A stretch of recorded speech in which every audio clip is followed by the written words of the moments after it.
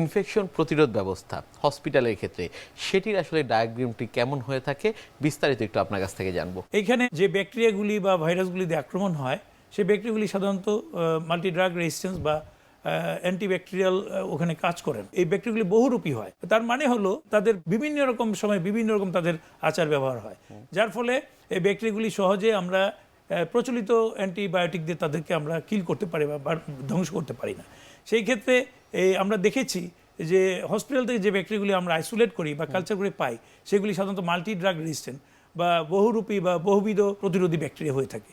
তো এটা একটা বিরাট ইম্পর্টেন্ট ইস্যু যে হসপিটাল ইনফেকশনের ব্যাকটেরিয়াগুলি বা ভাইরাসগুলি তারা খুবই প্রতিরোধ ব্যবস্থা তাদের নিজেদের মধ্যে নিজেরা প্রতিরোধ ব্যবস্থা করে তোলে।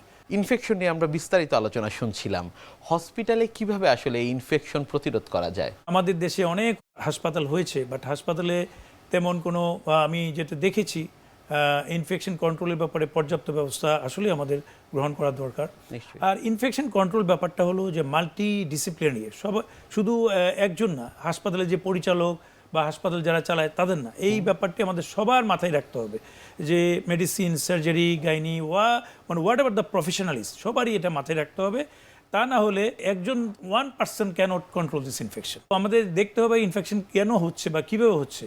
এই যে আমরা বললাম যে একটা ওটির ভিতরে আমরা অপারেশন করছি, ওটির যে এনভায়রনমেন্ট আছে, যে বাতাস, যে এসির বাতাস যাচ্ছে, এই এসিটা কি ফিল্টার করা আছে? এই এসির ভিতর দিয়ে যে ব্যাকটেরিয়াটা যাচ্ছে সেটা কি আমরা প্রতিরোধ করতে পারছি? যে ওটি টেবিলে আমরা পেশেন্টকে সার্জারি করছি, ওই টেবিলটা কি ইনফেকশন ফ্রি আছে? যে ইকুইপমেন্ট দিয়ে আমরা সার্জারি করছি সেই ইকুইপমেন্টগুলি কি প্রপারলি স্টেরিলাইজ করা হয়েছে? যে আশেপাশে যে আমরা যারা কাজ করছি তাদের হ্যান্ড কি স্টেরিলাইজ করা আছে? আমাদের শুধু একজন সার্জন না, তার পাশে অনেক সার্জারি সহকারী থাকেন, আমাদের নার্স আছেন, আমাদের আয়া আছেন, আমাদের স্টাফ আছেন যারা আমাদের সার্জনকে সাহায্য করছেন বা সহকারী হিসেবে আছেন, তাদেরকেও এই ব্যাপারটা মাথায় রাখতে হবে। So it's a team wise হিসেবে ইনফেকশনকে কন্ট্রোল করতে হবে। সো আমাদের হসপিটালে যে পরিবেশকে আগে আমাদেরকে স্টেরাইল করতে হবে, পরিবেশকে আমাদের জীবাণুমুক্ত করতে হবে। আমরা অনেক সময় দেখি যে রোগী যখন আসলে হাসপাতালে ভর্তি রয়েছেন, রোগীর স্বজনরা এসে ভিড় করেন তাকে দেখার জন্য, সেক্ষেত্রেও কি আসলে ইনফেকশন ছড়ানোর কোনো সম্ভাবনা থাকে কিনা? অবশ্যই আমি এই ব্যাপারটি আপনাকে বলতে চাচ্ছিলাম যে যারা অ্যাটেন্ডেন্ট বা রুগী যারা তার অভিভাবক রুগীকে দেখতে আসেন, আসলে আমরা জানি আমাদের দেশে আমরা সবাই দর্শনার্থী হিসেবে যাই।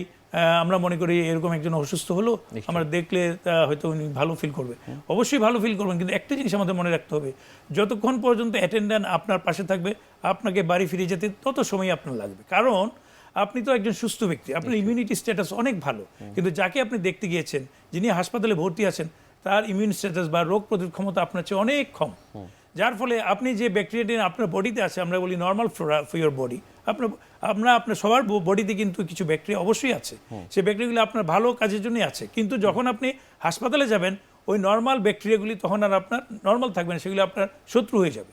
কিন্তু যিনি যাচ্ছেন তার জন্য ব্যাকটেরিয়া নর্মাল, কিন্তু যাকে আপনি দেখতে যাচ্ছেন তার জন্য এটা শত্রু। সুতরাং এই ব্যাকটেরিয়াটা ওনার কাছে ক্রস ইনফেকশন হয়ে যাবে এবং সেখানে ইনফেকশনটাকে পরিধি আরও বেড়ে যাবে এবং তাকে বাড়ি ফিরিয়ে যেতে আরও অনেক সময় লাগবে।